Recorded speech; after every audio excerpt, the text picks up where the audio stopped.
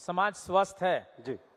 जैसा हमारा इकोनॉमी का इंडिकेटर सेंसेक्स होता है, तो उसी तरह हमारा राज्य पीसफुली अच्छे से चल रहा है। तो नंबर 1 इंडिकेटर हमारा कानून व्यवस्था इसमें है। तो इसमें चूंकि जितने डायरेक्ट आईपीएस अफसर्स होते हैं और पीपीएस अफसर्स होते हैं, जितने अफसर्स होते हैं उनके ऊपर जिम्मेदारी होती है कि कानून व्यवस्था जो है वो पूरी तरह जो है चौकस रहे, अलर्ट रहे। जो भी आंतरिक सुरक्षा के जितने जो भी मामले आते हैं उस पर पूरी नज़र बनाए रखे। कई सारी ऐसी चीज़ें होती है जो जनता को दिखाई नहीं देती है, लेकिन बैकग्राउंड में पुलिस बहुत सारा हार्डवर्क पीछे करते रहती है। क्योंकि आप बहुत सारे इवेंट्स देखते हैं कि वो हो रहे हैं करके, जैसे कांवड़ यात्रा होती है, चार धाम यात्रा होती है, तमाम वीआईपी मूवमेंट्स होती है, लेकिन बैकग्राउंड में बहुत सारी पुलिस इसके पीछे जो है लगातार कार्यरत रहती है। कई सारे क्राइम्स होते हैं, उसको वर्कआउट करने में कई सारे जो है अफसर्स निरंतर उसमें कार्य करते हैं, तब जाके जो है वो एक बेटर रिजल्ट, बेटर आउटपुट और एक अच्छी व्यवस्था हमको मिल पाती है। कोई भी इन्वेस्टर तभी किसी स्टेट में, किसी प्लेस में तभी इन्वेस्टमेंट के लिए आएगा जब उसको महसूस हो कि वहां सेफ्टी है।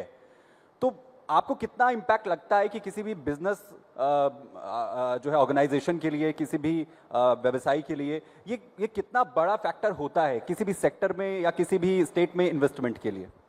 बिल्कुल नेचुरल है। कोई भी इंडस्ट्रियलिस्ट, बिजनेसमैन कहीं भी जाता है तो ही वांट्स कि उसके पैसे की सिक्योरिटी रहे, इन्वेस्टमेंट की सिक्योरिटी रहे। कई बार हमने सुना है कि जो है रैंसम रैकेट, किडनैपिंग रैकेट्स, कई इस तरह के जो है ऐसे कई राज्यों में सुने जाते हैं। तो कई जो है कई नक्सलाइट प्रोन एरियाज है इंडिया के, कई सारे प्रॉब्लम्स। लेकिन इस दिशा में जो है उत्तराखंड काफ़ी जो है क्राइम रेट के हिसाब से, हमने जो है अगर नॉर्थ ईस्ट छोड़ दे तो ऑलमोस्ट पूरे इंडिया में नंबर 1 क्राइम रेट में, सबसे lowest crime rate at present जो है क्राइम इन इंडिया। जो एनसीआरबी का डाटा है वो बता रहा है कि उत्तराखंड जो है वो लोएस्ट इन क्राइम रेट है। तो नेचुरली कोई भी इंडस्ट्रियलिस्ट जाएगा तो ही वांट्स की एश्योरिटी, एश्योरेंस कि उसका जो पैसा उसने लगाया, ही वांट्स कि उसका पैसा जो है पीसफुली उसमें रिटर्न्स आए। तो इस तरीके के इवन हमारे यहाँ लेबर मूवमेंट्स, लेबर अपराइजिंग्स और बाकी जो अन्य चीजें हैं बिल्कुल ही यहाँ कंट्रोल्ड में है। और क्योंकि इन्वेस्टमेंट से सीधा सीधा टूरिज्म सेक्टर जुड़ा हुआ है, और उत्तराखंड के अंदर चाहे चार धाम यात्रा की बात करें, अलग अलग जो धार्मिक स्थल हैं हम उनकी बात करें, एक प्रेशर जो है वो कहीं ना कहीं पुलिस पर रहता है, क्योंकि इतनी बड़ी संख्या में टूरिस्ट जो हैं वो पहुंचते हैं, इतनी बड़ी संख्या में लोग आते हैं। उसे कैसे हैंडल जो है आप लोग कर पाते हैं जिससे कि वो लोग भी अपने आप को सेफ महसूस करें? आप बिल्कुल सही कह रहे हैं कि टूरिज्म जो है कानून व्यवस्था से बहुत बारीकी से जुड़ा हुआ है। क्योंकि जो भी टूरिस्ट यहाँ आता है तो उसको एक लगता है कि हमको जो है यहाँ पर बेटर व्यवस्था मिले, जिसमें जो है महिलाओं की, बच्चों की, बुजुर्गों की जो भी व्यवस्था हो, एक अच्छी सुरक्षित पुलिस यहाँ पर मिले।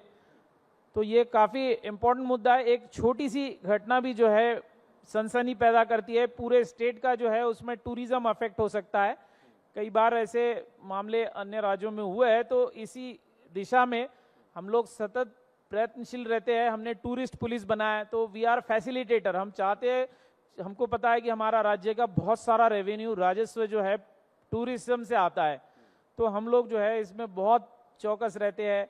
जो हमारे यहाँ चार धाम यात्रा आती है, जो हमारे यहाँ हिल्स के टूरिज्म है, रिलीजियस टूरिज्म है, वेलनेस टूरिज्म है, सारे टाइप के टूरिज्म पे वी आर फैसिलिटेटर्स। हम लोग जो है स्टेक होल्डर्स की मीटिंग्स कराते हैं और हम लोग बिल्कुल उसमें रजिस्ट्रेशंस कराते हैं। कई बार की जो आने वाले टूरिस्ट है, सीसीटीवी कैमरा से हम लोग लगातार निगरानी रखते हैं कि कोई ऐसे न्यूसेंस एलिमेंट तो नहीं है, कहीं कोई इस तरह से तो नहीं है कि कहीं कोई सैबोटाज कर दे, कहीं कोई ब्लास्ट हो जाए, कहीं टेररिज्म एक्टिविटीज हो जाए। तो ये बैकग्राउंड में जो है पुलिस लगातार इसमें सतर्क रहती है, एक्टिव रहती है, तभी हम पीसफुली सारा कंडक्ट कर पाते हैं।